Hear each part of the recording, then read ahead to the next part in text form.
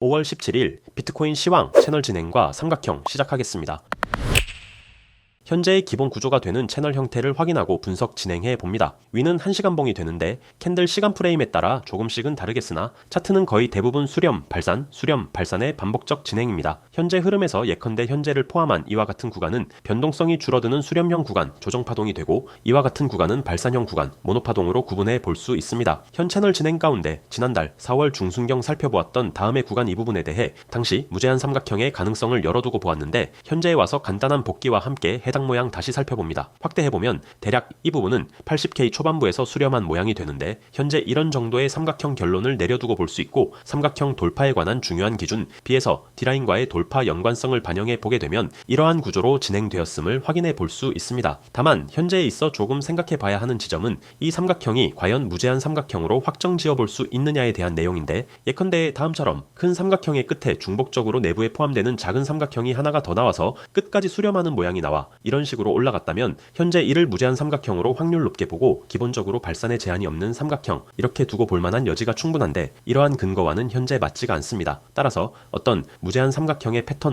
완성이라기보다는 최근 몇몇 임펄스의 경우의 수에 대해 살펴본 것처럼 대략적으로 위와 같은 형태의 진행으로 보는 것이 조금 더 합리적인 분석이 되겠습니다. 물론 아직도 진행 중이라 계속 가능성을 열어두어야 하는데 첫 번째 3파동이 아직 끝나지 않았을 경우, 두 번째 3파동이 끝나고 4파동이 진행 중인 경우, 세 번째 5파동까지 다 나오고 채널 이탈과 함께 조정이 시작되는 경우 이런 정도로 여전히 구분이 가능하겠습니다. 글렌닐리 이론에 따른 분류를 다시 적용해 볼 것 없이 아주 쉽게 다음처럼 첫 번째 3파동이 아직 끝나지 않았을 경우 이런 정도의 진행이 두 번째는 위와 같은 형태가 되고 세 번째의 경우는 채널 이탈을 그 신호로 하여 다음처럼 진행되는 이런 정도의 그림을 각각 비슷한 확률로 열어두고 차분히 시장을 보실만 하겠습니다. 결국 세 가지 시나리오 중 상승 방향이 두 가지 가지고 하락 방향이 한 가지가 되는데 이 방향성에 대한 힌트가 되는 현재 파동의 단기 수렴 진행 중에 있으니 다시 삼각형일 가능성을 열어두고 볼 수 있습니다. 즉 현재는 이렇게 고점으로부터 떨어지면서 수렴하는 단기 파동 진행 중인데 추가적으로 이러한 단기 고점은 이러한 임펄스 내부 파동의 끝단에서 진행된